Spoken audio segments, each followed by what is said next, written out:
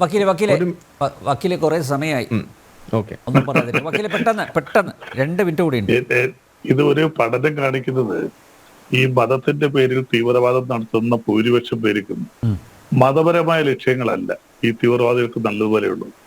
അവർക്ക് പലർക്കും മറ്റ് പല ലക്ഷ്യങ്ങളും പല നേട്ടങ്ങളുമാണ് അവർ ഉദ്ദേശിക്കുന്നത്. അവരൊന്നും മതപരമായ പരിപൂർണമായ ലക്ഷ്യത്തിൽ വിശ്വസിക്കുന്നവരല്ല. അവർക്ക് ചില തീവ്രവാദ പ്രവർത്തനങ്ങൾ, അവരുടേതായിട്ടുള്ള സ്ഥാപിത താല്പര്യങ്ങൾക്ക് അത് ഒതുങ്ങി നിൽക്കും. പിന്നെ ഫണ്ടിങ്ങിന്റെ കാര്യം പറഞ്ഞു.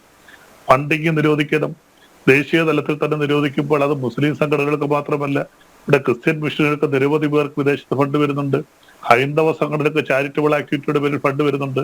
അപ്പോൾ അവിടെയാണ് നിരോധിക്കപ്പെട്ടിട്ട് വരുമ്പോൾ ഒരാളുടെ മാത്രമായിട്ട് നമുക്ക് ഡിസ്ക്രിമിനേഷൻ നിരോധിക്കാൻ പറ്റും.